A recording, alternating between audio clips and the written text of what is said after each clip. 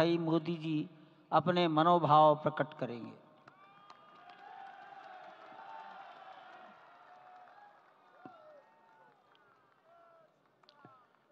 सियावर रामचंद्र की जय। सियावर रामचंद्र की जय। श्रद्धेय मंच, सभी संत एवं ऋषिगण,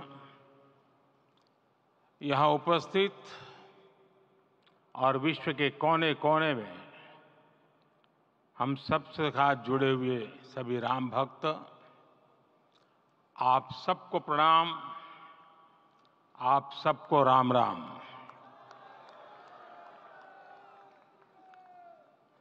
आज हमारे राम आ गए हैं।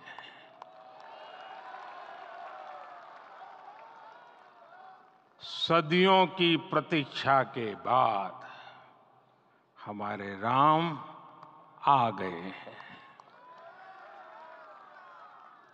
सदियों का अभूतपूर्व धैर्य, अनगिनत बलिदान, त्याग और तपस्या के बाद हमारे प्रभु राम आ गए हैं। इस शुभ घड़ी की आप सभी को, समस्त देशवासियों को बहुत बहुत बधाई। मैं अभी गर्भगृह में ईश्वरीय चेतना का साक्षी बनकर आपके सामने उपस्थित हुआ हूं। कितना कुछ कहने को है, लेकिन कंठ अवरुद्ध है। मेरा शरीर अभी भी स्पंदित है, चित्त अभी भी उस पल में लीन है।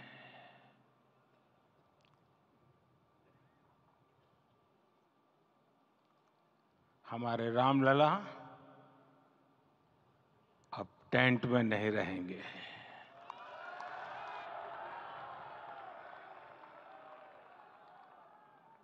हमारे रामलला अब इस दिव्य मंदिर में रहेंगे।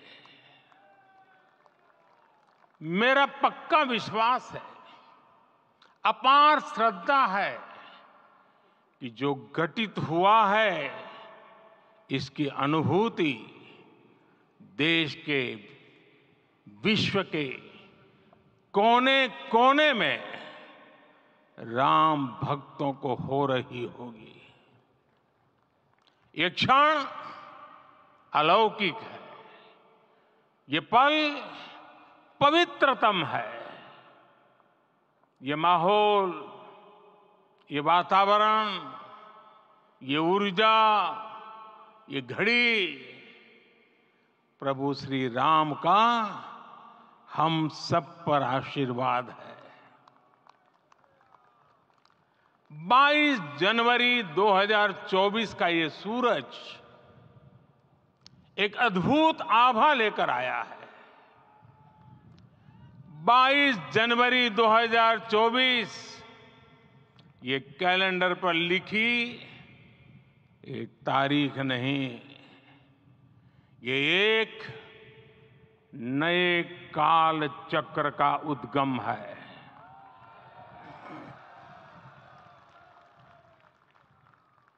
राम मंदिर के भूमि पूजन के बाद से प्रतिदिन पूरे देश में उमंग और उत्साह बढ़ता ही जा रहा था।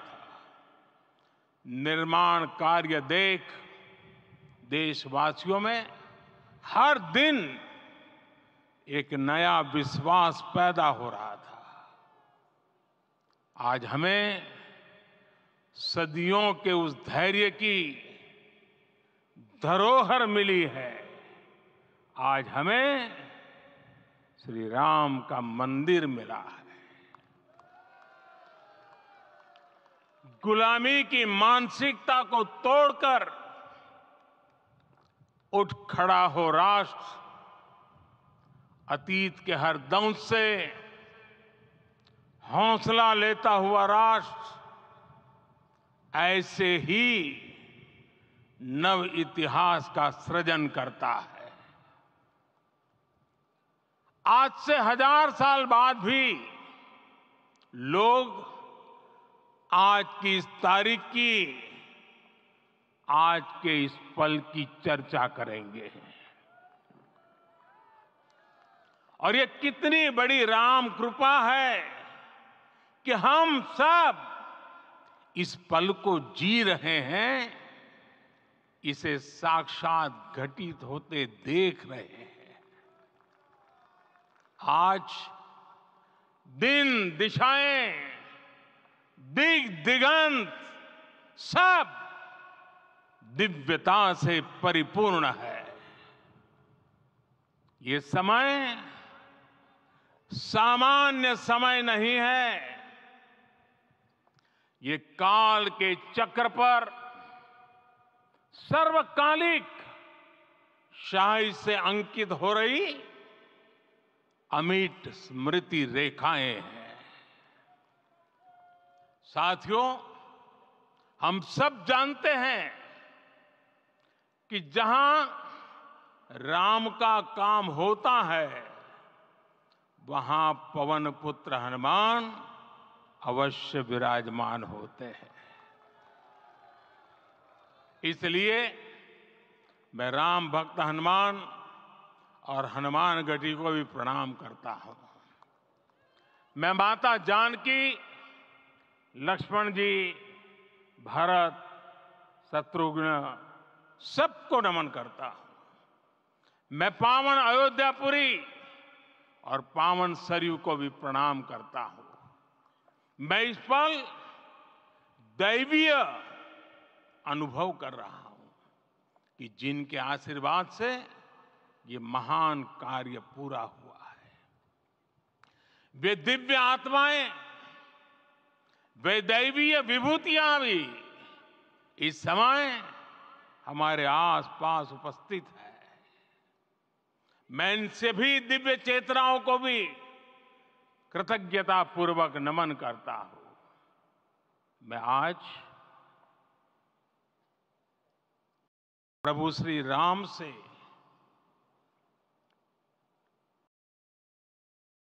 क्षमा याचना भी करता हूं।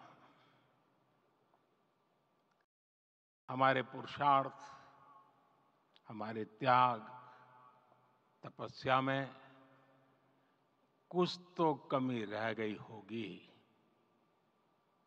कि हम इतनी सदियों तक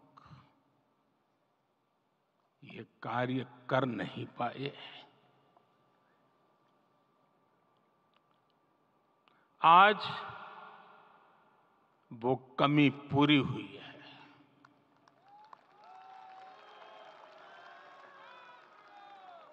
मुझे विश्वास है प्रभु राम आज हमें अवश्य क्षमा करेंगे। मेरे प्यारे देशवासियों, त्रेता में राम आगमन पर पूज्य संत तुलसीदास जी ने लिखा है, प्रभु बिलोकी हर से पुरबासी, जनित वियोग विपत्ति समनासी। अर्थात प्रभु का आगमन देकर ही सब अयोध्यावासी, समग्र देशवासी हर्ष से भर गए। लंबे वियोग से जो आपत्ति आई थी, उसका अंत हो गया। उस कालखंड में तो वो वियोग केवल 14 वर्षों का था। तब भी इतना असह्य था। इस युग में तो अयोध्या और देशवासियों ने सैकड़ों वर्षों का वियोग सहा है। हमारी कई कई पीढ़ियों ने वियोग सहा है। भारत के तो संविधान में उसकी पहली प्रति में भगवान राम विराजमान है। संविधान के अस्तित्व में आने के बाद भी दशकों तक प्रभु श्री राम के अस्तित्व को लेकर कानूनी लड़ाई चली। मैं आभार व्यक्त करूंगा भारत की न्यायपालिका का, जिसने न्याय की लाज रख ली।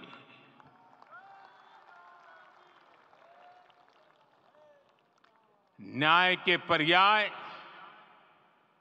प्रभु राम का मंदिर भी न्यायबद्ध तरीके से ही बना। साथियों, आज गांव-गांव में एक साथ कीर्तन संकीर्तन हो रहे हैं। आज मंदिरों में उत्सव हो रहे हैं, स्वच्छता अभियान चलाए जा रहे हैं। पूरा देश आज दीपावली मना रहा है। आज शाम घर घर राम ज्योति प्रज्वलित करने की तैयारी है। कल मैं श्री राम के आशीर्वाद से धनुषकोडी में राम सेतु के आरंभ बिंदु अरिचल मुनाई पर था। जिस घड़ी प्रभु राम समुद्र पार करने निकले थे, वो एक पल था जिसने काल चक्र को बदला था। उस भावमय पल को महसूस करने का मेरा ये विनम्र प्रयास था। वहां पर मैंने पुष्प वंदना की।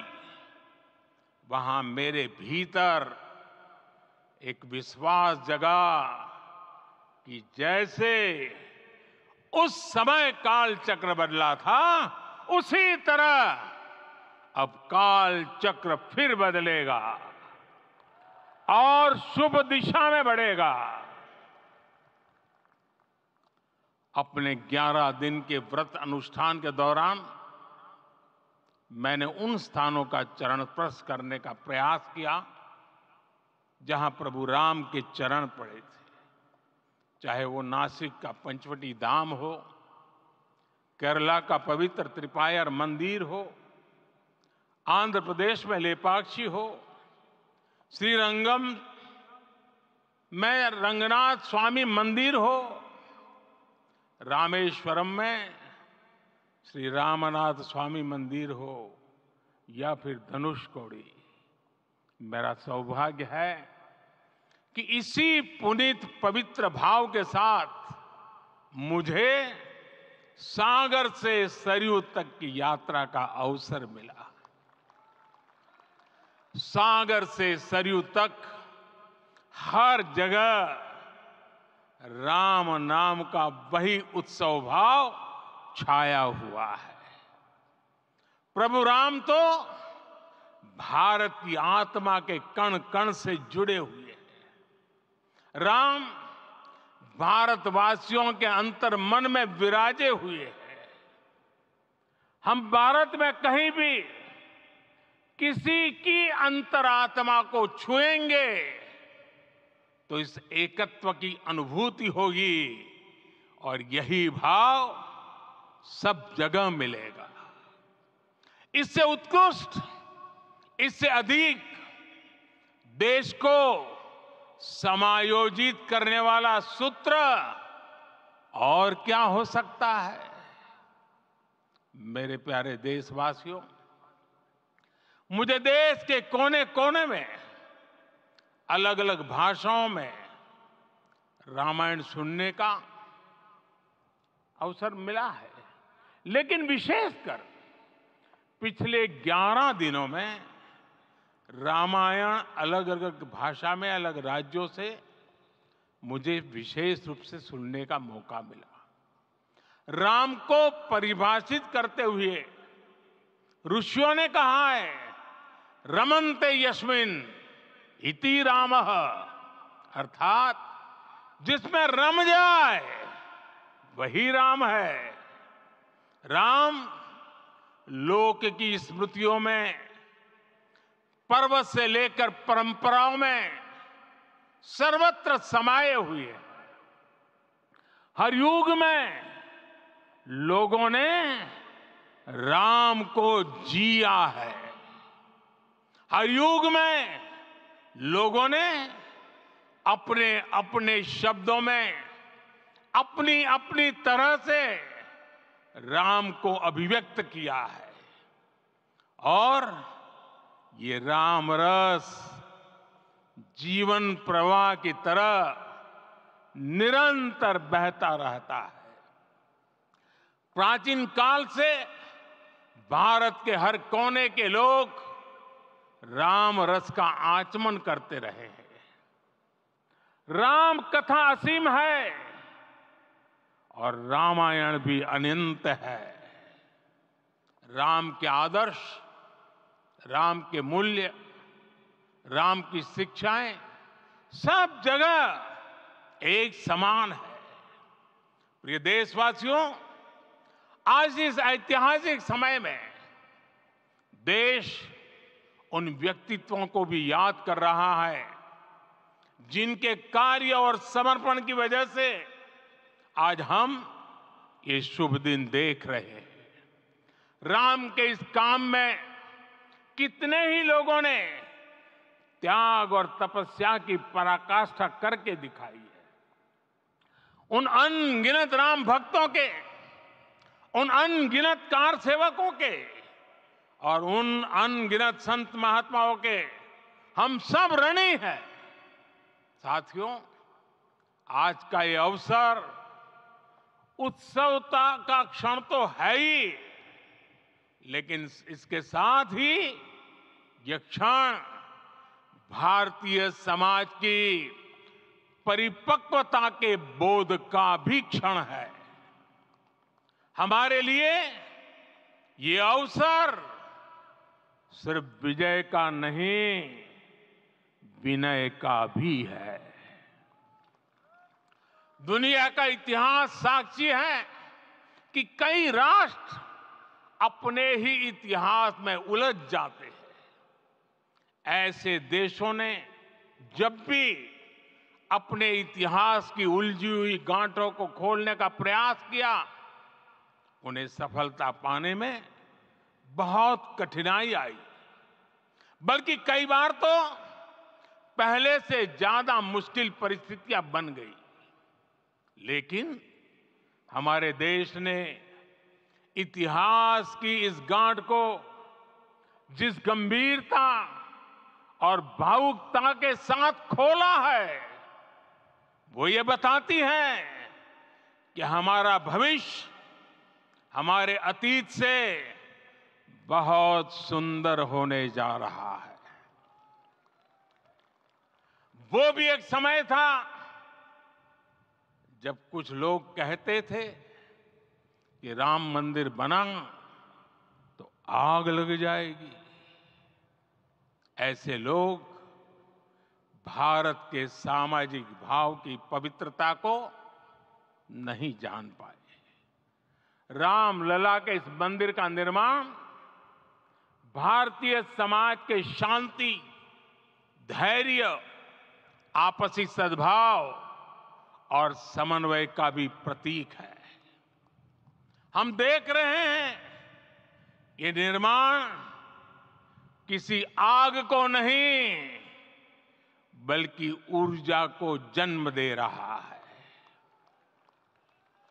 राम मंदिर समाज के हर वर्ग को एक उज्जवल भविष्य के पथ पर बढ़ने की प्रेरणा लेकर आया है।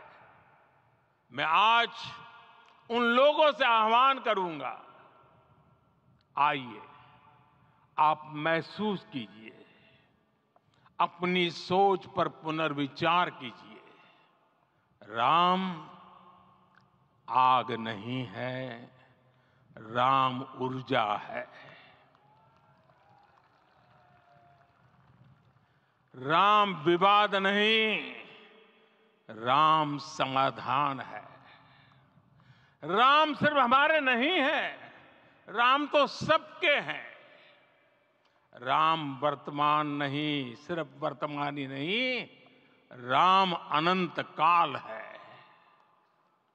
साथियों, आज जिस तरह राम मंदिर प्राण प्रतिष्ठा के इस आयोजन से पूरा विश्व जुड़ा हुआ है, उसमें राम की सर्वव्यापकता के दर्शन हो रहे हैं। जैसा उत्सव भारत में है, वैसा ही अनेक देशों में है। आज अयोध्या का यह उत्सव रामायण की उन वैश्विक परंपराओं का भी उत्सव बना है। रामलला की ये प्रतिष्ठा वसुधैव कुटुंबकम के विचार की भी प्रतिष्ठा है। साथियों, आज अयोध्या में केवल श्री राम के विग्रह रूप की प्राण प्रतिष्ठा नहीं हुई है, ये श्री राम के रूप में साक्षात भारतीय संस्कृति के प्रति अटूट विश्वास की भी प्राण प्रतिष्ठा है। ये साक्षात मानवीय मूल्यों और सर्वोच्च आदर्शों की भी प्राण प्रतिष्ठा है। इन मूल्यों की, इन आदर्शों की आवश्यकता आज संपूर्ण विश्व को है। सर्वे भवन्तु सुखिनः, ये संकल्प हम सदियों से दोहराते आए हैं। आज उसी संकल्प को राम मंदिर के रूप में साक्षात आकार मिला है। ये मंदिर मात्र एक देव मंदिर नहीं है, ये भारत की दृष्टि का, भारत के दर्शन का, भारत के दिग्दर्शन का मंदिर है। ये राम के रूप में राष्ट्र चेतना का मंदिर है। राम भारत की आस्था है, राम भारत का आधार है, राम भारत का विचार है, राम भारत का विधान है, राम भारत की चेतना है, राम भारत का चिंतन है, राम भारत की प्रतिष्ठा है, राम भारत का प्रताप है, राम प्रवाह है, राम प्रभाव है, राम नेति भी है, राम नीति भी है, राम नित्यता भी है, राम निरंतरता भी है, राम विभु है, विशद है, राम व्यापक है, विश्व है, विश्वात्मा है। और इसलिए जब राम की प्रतिष्ठा होती है तो उसका प्रभाव वर्षों या शताब्दियों तक ही नहीं होता, उसका प्रभाव हजारों वर्षों के लिए होता है। महर्षि वाल्मीकि ने कहा है, राज्यम 10 सहस्त्राणि प्राप्य वर्षाणि राघव, अर्थात राम 10,000 वर्षों के लिए राज्य पर प्रतिष्ठित हुए, यानी हजारों वर्षों के लिए राम राज्य स्थापित हुआ। जब त्रेता में राम आए थे तब हजारों वर्षों के लिए राम राज्य की स्थापना हुई थी। हजारों वर्षों तक राम विश्व पथ प्रदर्शन करते रहे थे। और इसलिए मेरे प्यारे देशवासियों, आज अयोध्या भूमि हम सभी से, प्रत्येक राम भक्त से, प्रत्येक भारतीय से कुछ सवाल कर रही है। श्री राम का भव्य मंदिर तो बन गया, अब आगे क्या? सदियों का इंतजार तो खत्म हो गया, अब आगे क्या? आज के इस अवसर पर जो दैव जो दैवीय आत्माएं हमें आशीर्वाद देने के लिए उपस्थित हुई हैं, हमें देख रही हैं, उन्हें क्या हम ऐसे ही विदा करेंगे?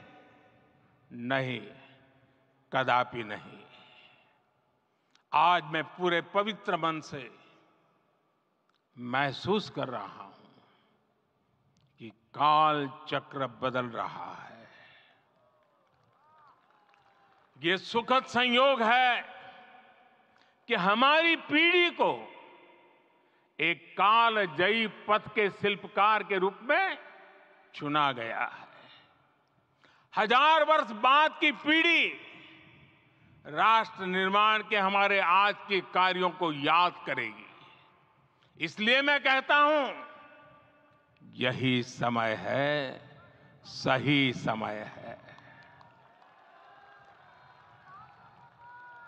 हमें आज से, इस पवित्र समय से अगले 1000 साल के भारत की नींव रखनी है। मंदिर निर्माण से आगे बढ़कर अब हमें सभी देशवासी यहीं इस पल से समर्थ, सक्षम, भव्य, दिव्य भारत के निर्माण की सौगंध लेते हैं।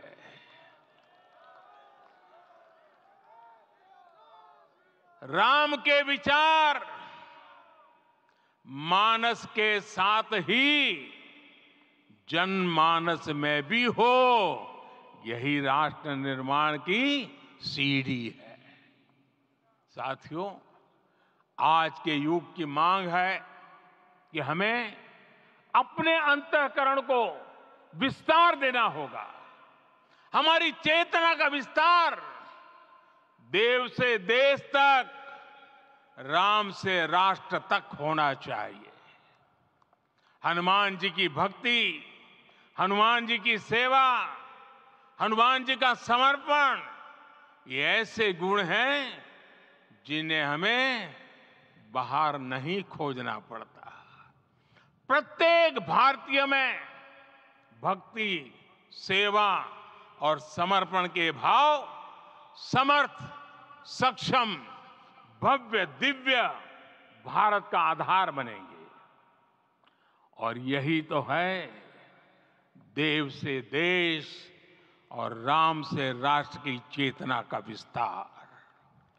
दूर सुदूर जंगल में, कुटिया में जीवन गुजारने वाली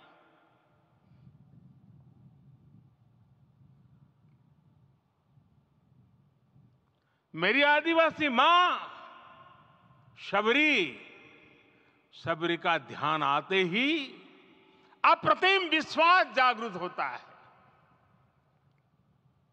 मां शबरी तो कब से कहती थी, राम आएंगे।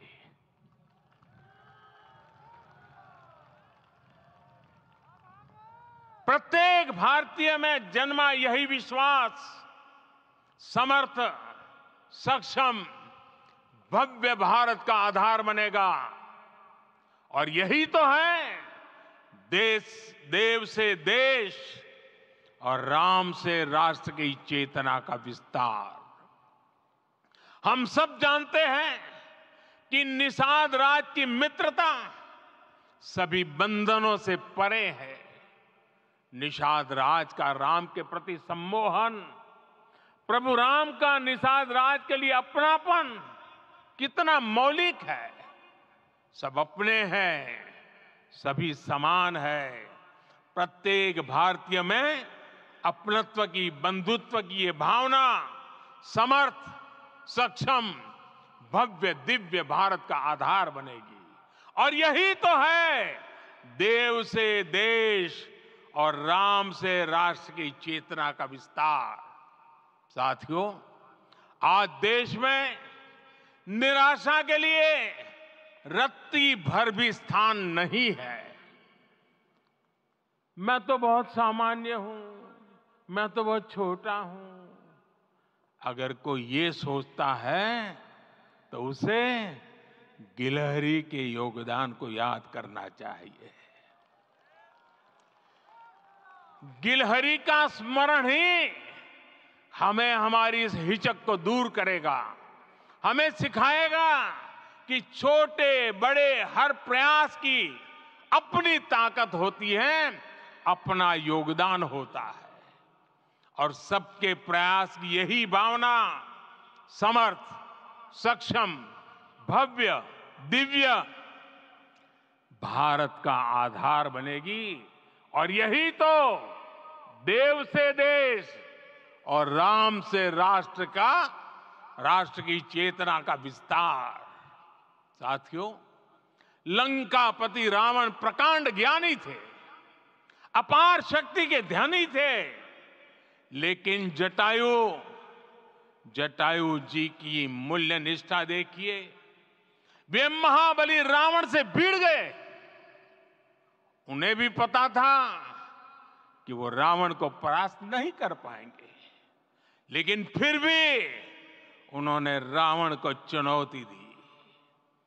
कर्तव्य की यही पराकाष्ठा समर्थ, सक्षम, भव्य, दिव्य भारत का आधार है। और यही तो है देव से देश और राम से राष्ट्र की चेतना का विस्तार। आइए हम संकल्प लें कि राष्ट्र निर्माण के लिए हम अपने जीवन का पल पल लगा देंगे। राम काज से राष्ट्र काज, समय का पल पल, शरीर का कण कण राम समर्पण को राष्ट्र समर्पण के ध्येय से जोड़ देंगे। मेरे देशवासियों, प्रभु श्री राम की हमारी पूजा विशेष होनी चाहिए। ये पूजा स्व से ऊपर उठ करके समष्टि के लिए होनी चाहिए। ये पूजा अहम से उठकर वयम के लिए होनी चाहिए। प्रभु को जो भोग चढ़ेगा वो विकसित भारत के लिए हमारे परिश्रम की पराकाष्ठा का प्रसाद भी होगा। हमें नित्य पराक्रम, पुरुषार्थ, समर्पण का प्रसाद प्रभु राम को चढ़ाना होगा। इनसे नित्य प्रभु राम की पूजा करनी होगी, तब हम भारत को वैभवशाली और विकसित बना पाएंगे। मेरे प्यारे देशवासियों, ये भारत के विकास का अमृत काल है। आज भारत युवा शक्ति की पूंजी से भरा हुआ है, ऊर्जा से भरा हुआ है। ऐसी सकारात्मक परिस्थितियां फिर न जाने कितने समय बाद बनेगी। हमें अब चूकना नहीं है, हमें अब बैठना नहीं है। मैं अपने देश के युवाओं से कहूंगा, आपके सामने हजारों वर्ष की परंपरा की प्रेरणा है। आप भारत की उस पीढ़ी का प्रतिनिधित्व करते हैं जो चांद पर तिरंगा लहरा रही है। वो 15 लाख किलोमीटर की यात्रा करके सूर्य के पास जाकर मिशन आदित्य को सफल बना रही है। जो आसमान में तेजस और सागर में विक्रांत का परचम लहरा रही है। अपनी विरासत पर गर्व करते हुए आपको भारत का नव प्रभात लिखना है। परंपरा की पवित्रता और आधुनिकता की अनंतता दोनों ही पथ पर चलते हुए भारत समृद्धि के लक्ष्य तक पहुंचेगा। मेरे साथियों, आने वाला समय अब सफलता का है। आने वाला समय अब सिद्धि का है। ये भव्य राम मंदिर साक्षी बनेगा भारत के उत्कर्ष का, भारत के उदय का। ये भव्य राम मंदिर साक्षी बनेगा भव्य भारत के अभ्युदय का, विकसित भारत का। ये मंदिर सिखाता है कि अगर लक्ष्य सत्य प्रमाणित हो, अगर लक्ष्य सामूहिकता और संगठित शक्ति से जन्मा हो, तब उस लक्ष्य को प्राप्त करना असंभव नहीं है। ये भारत का समय है और भारत अब आगे बढ़ने वाला है। शताब्दियों की प्रतीक्षा के बाद हम यहां पहुंचे हैं। हम सब ने इस युग का, इस कालखंड का इंतजार किया है। अब हम रुकेंगे नहीं, हम विकास की ऊंचाई पर जाकर ही रहेंगे। इसी भाव के साथ रामलला के चरणों में प्रणाम करते हुए आप सभी को बहुत बहुत शुभकामनाएं। सभी संतों के चरणों में मेरे प्रणाम। सियावर रामचंद्र की, सियावर रामचंद्र की, सियावर रामचंद्र की।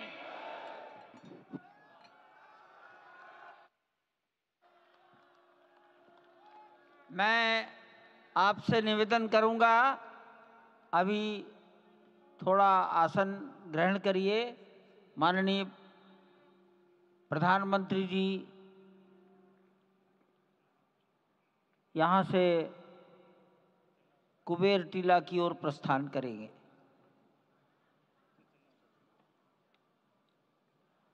माननीय प्रधानमंत्री जी के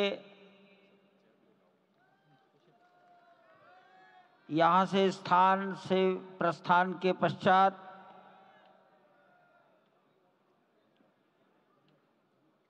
हमारे महंत नृत्य गोपाल दास जी के शिष्यगणों से निवेदन करूंगा, मंच पर आकर उनको नीचे की ओर ले जाए।